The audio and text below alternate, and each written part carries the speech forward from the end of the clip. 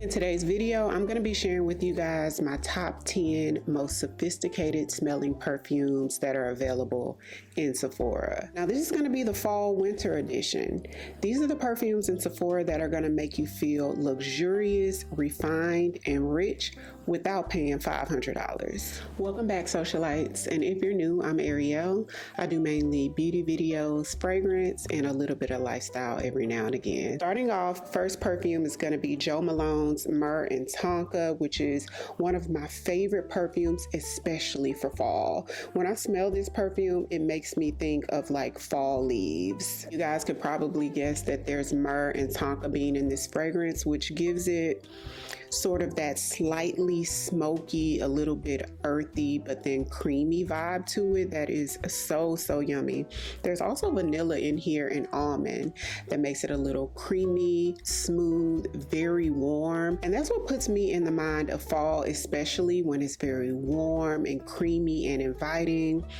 Myrrh and Tonka also has a powdery aspect to it that just makes it so, to me, feminine, but at the same time, I think Myrrh and Tonka is definitely unisex because of the smokiness from the myrrh. Y'all, this smells so good, refined, and sophisticated. Jo Malone definitely gets a bad rap for their fragrances not being super long lasting, but Myrrh and Tonka is one of their more long lasting perfumes, and it definitely has a presence to it. If you have this on, somebody is gonna smell you. It's not gonna like choke somebody out or anything like that, but it definitely has a really great presence to it. I also like that Myrrh and Tonka can give casual. It can be worn like every day, during the day if you want to, also segue into nighttime. Like this sweater right here to me gives feels of Jo Malone Myrrh and Tonka. Jeans and a t-shirt could also be Jo Malone Myrrh and Tonka. Just an everyday warm inviting scent for the fall. Keeping that same Jo Malone energy, next up is Jo Malone's Scarlet Poppy. Scarlet Poppy is described as a floral vanilla, but to me it smells like cherries, and I don't even think that cherry is in like a note in this fragrance, but to me it smells a little powdery, creamy, and something in here a little fruity that gives cherry to me. Scarlet Poppy opens up with ambrette. There's red poppy in the mid, and then the base note is just tonka bean. I'm pretty sure there's more than that in here because it smells a little bit spicy, just a tad bit. Very warm and inviting as well, so this gives me the feels of fall winter for sure. Not as deep and moody as Jo Malone's Myrrh and Tonka, but it's sort of in that family. It smells sophisticated and rich. It's sweet. It's sweeter than Myrrh and Tonka, but it's not like crazy sweet, like a sugary sweet perfume, but it's like sweet from like a cherry. So the red poppy must smell something like a cherry because that's what I get from this perfume. Similar to Myrrh and Tonka, this could be casual. You could wear it during the day. You could wear it at night too. There's something a little sexy in here. So good. Next up is Milk from the House of Commodity, which is a sweet, woody perfume. And this most definitely screams unisex to me. I'm not super into unisex perfumes, but this is one of those woody perfumes that I absolutely love. Now this one's a little heavier than the other two I talked about. This one I think could be considered like a beast mode perfume where you're gonna fill up a room when you wear this, and you don't even need a lot of sprays at all. If you're unfamiliar with the House of Commodity, all of their perfumes have different strengths to them. So they have the regular Commodity Milk, they have Commodity Milk Personal, which is a softer one, and then they have Commodity Milk Bold. Now, when I first experienced Milk, I bought the Bold first. The wood was so strong in it that it felt masculine for me, and I returned it. So on a Sephora visit, I found out that they had the 3 different strengths, and I found out that Expressive, I think the regular one is called Expressive if I'm not mistaken. I knew this would be the one for me, and it was on my wish list. Now, about a year or two ago, Commodity gifted me this, and I was so glad because it was on my wish list at the time. But you guys, something in here smells a little powdery to me as well. Smells very creamy, almost like there's marshmallows in here. Matter of fact, there is. I'm looking at the notes. It opens up with a milk note that's very creamy. In the mid, there's marshmallow and musk that makes it so sweet and yummy. The base notes, there's mahogany and there's tonka bean in the base as well. Now the wood definitely has a strong presence in here, but mixed with that sweet marshmallow, y'all, it does it for me.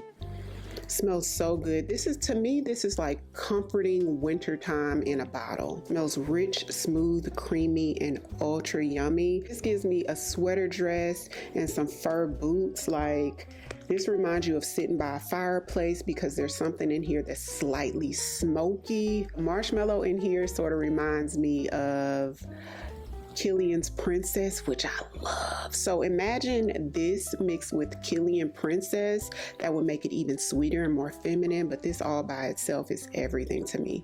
Super long lasting. Everything that I've mentioned so far is pretty long lasting. Now I get about 6 hours, maybe 5 or 6 hours with Scarlet Poppy before I feel like I need to reapply, so I spray heavy or on my clothes.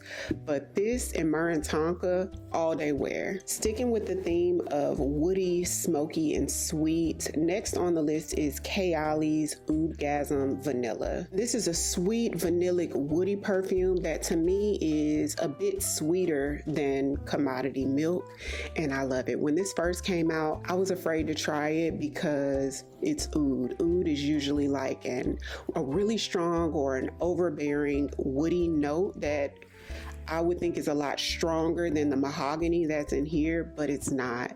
This one is creamy and good. Now, vanilla oud opens up with saffron, praline, and pear. There's Bulgarian rose in the mid that makes it smell so sophisticated. There's vanilla sugar, oud, musk, and cashmere in the base. I'm so glad that the perfume took the tone that it did and I was able to enjoy it, because straight up oud is usually too much for me, but this one is sweet. It's a little woody, but the wood is not overpowering. This is a head turner, y'all. I could also see this being very sexy on a man. So warm and comforting. This is another one that just gives a winter time in a bottle that makes you want to cuddle up in front of a fire.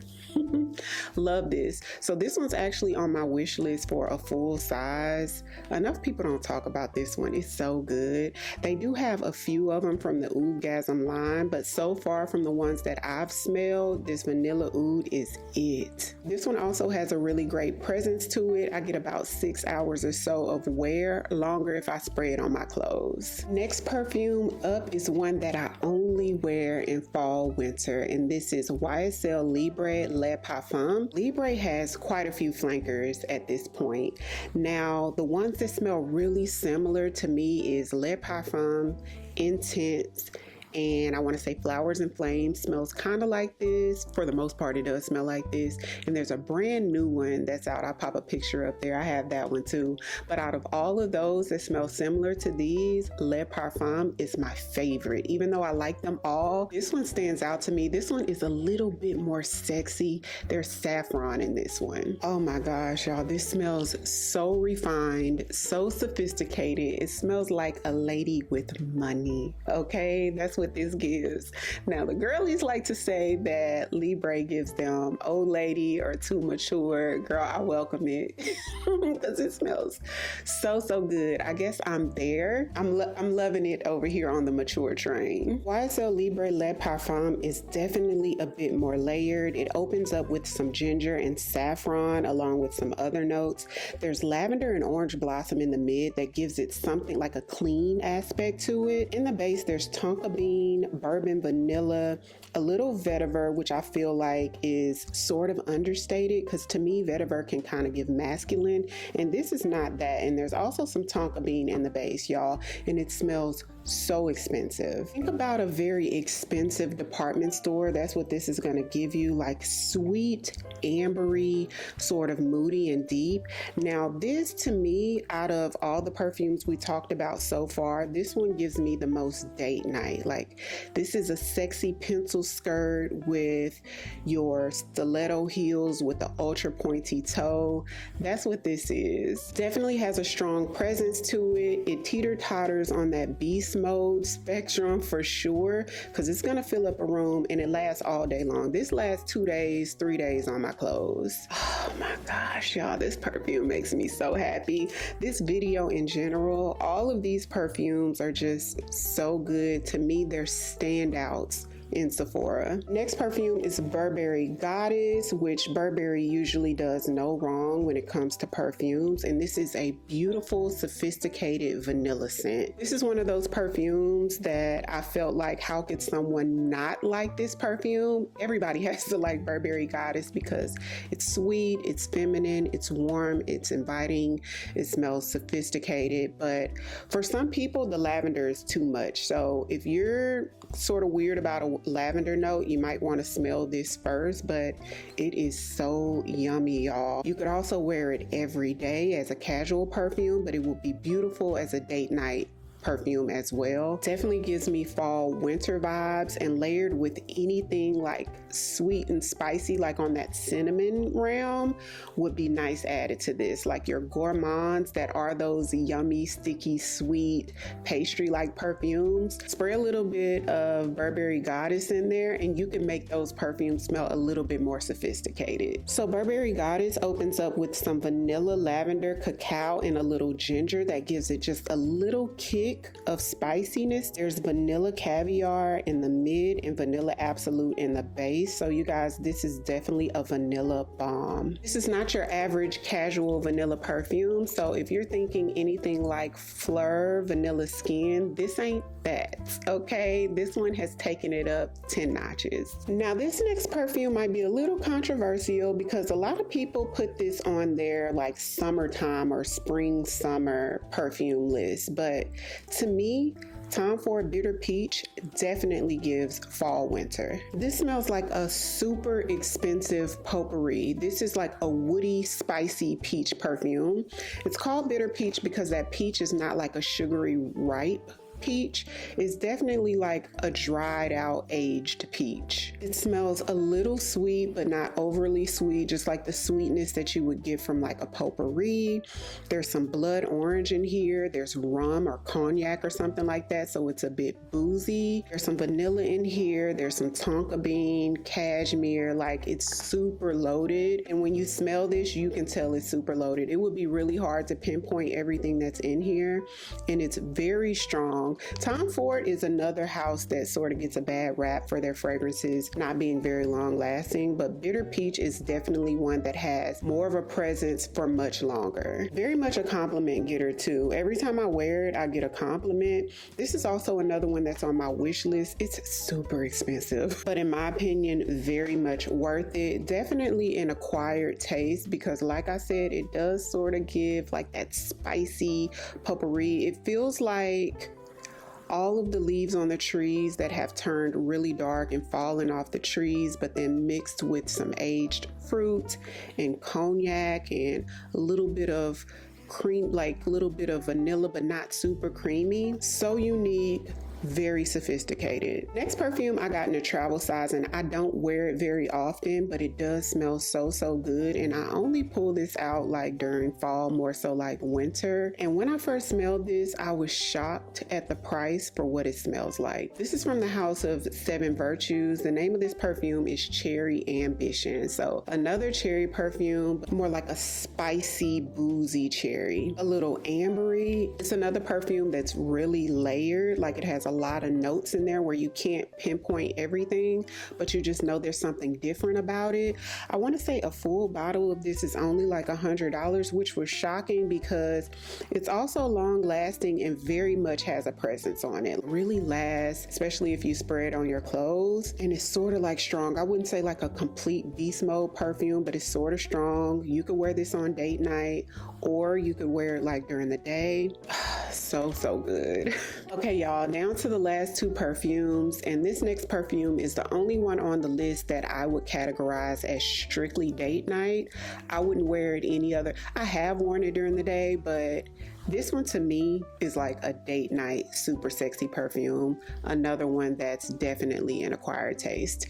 And this is Fenty Parfum from Fenty. Super sexy and extremely unique. One of the most unique fragrances in my collection. And I tell you guys all the time about Fenty is I'm surprised that I like it. It's so different, so layered that it definitely had to grow on me. I sprayed it a few times in Sephora and I was like, who would wear that? It was just so many notes, so many scents hitting me. I didn't know what I was smelling or how to feel about it, but it wasn't until I sprayed it on my skin and walked around Sephora one day and I got it. It hit me and I'm glad. Even on some of y'all's skin, you may spray it on skin and still not like it, and I absolutely get it. So Fenty opens up with blueberry and tangerine, and right there you guys know that that is going to be very different and unique. There's Bulgarian rose and magnolia in the mid, which again can definitely throw you off because Bulgarian rose can be perceived to the nose as a little bit mature, but for me it just makes it smell expensive. Patchouli and musk in this fragrance, that's in the base note, so that makes it really long lasting and strong.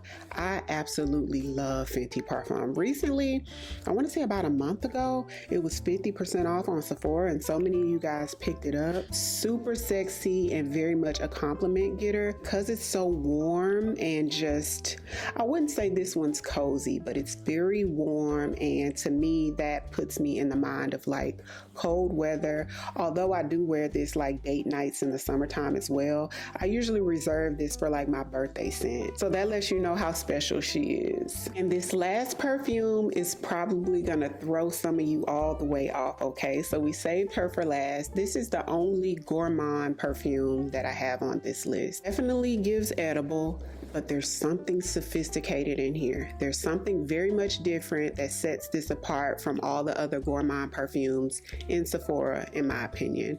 This is another perfume from the house of Jo Malone, and this one is Ginger Biscuit. This is most definitely like wintertime or fall winter in a bottle because it quite literally smells like a warm gingerbread cookie, fresh baked out of the oven. So pretty, y'all. When I first smelled this, it was around this time actually, during the Sephora savings event, and I'm walking around Sephora just picking up some things, looking at some stuff, and they were actually about to close. So I'm picking up perfumes, smelling them. The bow on the bottle is what caught my eye because I had never heard of this before that visit to Sephora, but the bow on the bottle caught my eye. This was maybe about 2 years ago. And so I picked it up and smelled it. I sprayed it on my skin and I was like, oh my God, because it smelled like a gingerbread cookie, but then it smelled like refined and expensive, like there was some musk. I really didn't know what all was in there, but I definitely smelled like that sweet cinnamon bread or cinnamon cookie type of scent. Ginger Biscuit opens up with ginger, cinnamon, and nutmeg. So right there, you know it's giving like a spicy bakery. There's caramel and hazelnut in the mid, vanilla and tonka bean in the base. Okay, so that's tonka bean in the base. A little bit smoky or a little bit woody, but just a little bit. I smell a little tinge of musk in there. The tonka bean and the musk, I'm gonna say it's musk in there even though the notes don't say it's musk, but that's what makes it smell a little bit more sophisticated and not just like a cookie, you know what I mean? Now that night when I smelled it for the first time, I didn't get it that night, but I most definitely took my husband back the next day to pick this up because I think it was like $160 something. Like, she's not cheap, but it smells sophisticated, so I felt like something like this is worth $168. I don't know if it's still $168, but it was then when I got it. A lot of the gourmand perfumes that are in Sephora that are given like caramelly and chocolate, and I would never pay $168 for that. But this one, for me personally, I thought was worth it, and it smells so yummy. Definitely one of my favorite gourmand perfumes. Before we get out of here, I do want to mention 2 body creams that smell very refined and super sophisticated that you can find in Sephora. First up should come at no surprise, which is Fenty the Parfum cream. So Fenty has body creams, but they also have the perfume version. So this is basically like their perfume, but in a cream. Smells just like it, except not quite as strong. I don't know if I told you guys, but Fenty perfume is super strong. Like, it's gonna last for like 2 days. It's gonna last for weeks on your clothes. Like, it never dies down. So a few sprays of that is definitely gonna be enough. You don't want to do 6-7 sprays of this at all because it's super strong. So the body cream, y'all, and I've had like 2 of these already. It smells just like it. Maybe something in here smells a little bit more clean in here, but for the most part it smells just like that. In fact, it's so fragrant that you could wear this by itself as a fragrance and has a little bit of a presence to it. But layered with the perfume, it's even more of a standout, and it's even more long lasting, as if it needed to be. But yeah, one of the most luxurious body creams that I own, and it's super like hydrating and rich. Like, it leaves a nice shine to your skin, and you will be hydrated for 24-48 hours for sure. This is a really good one, very much worth the money, especially if you can get it on sale. And the last one we're going to talk about is a newer one, and I think I picked this up during the last Sephora sale, and this is from Patrick Ta. Caught me off guard, girl. This is the Major Glow High Shine Skin Perfecting Body Cream. Now, this one is sweet and a little bit woody. It's like a sandalwood creamy perfume. So if you like warm, sweet perfumes, this would be perfect to layer with. Probably anything that I mentioned today, you could layer this with it. Has a nice, beautiful scent to it, but it's not super strong, but you can definitely smell it. So if you like sweet body creams or vanillic body creams and you like the note of sandalwood, you would love this. And it's really hydrating. Not as hydrating as the Fenty body cream, but it's definitely hydrating, and it leaves a high shine to your skin. So that's it for my top 10 most sophisticated perfumes that you can pick up in Sephora. So comment down below, let me know, do you own any of these? What do you think about them? I'll have everything linked right there on the YouTube shopping tab, or right there in the description box. So I do want to encourage you guys, if you're interested, to shop through those links. And if you're new here, welcome. I'd love for you to come join the family by hitting the subscribe button. Thank you all so much for watching. I'll see you on the next one. 'Cause I've been where you are.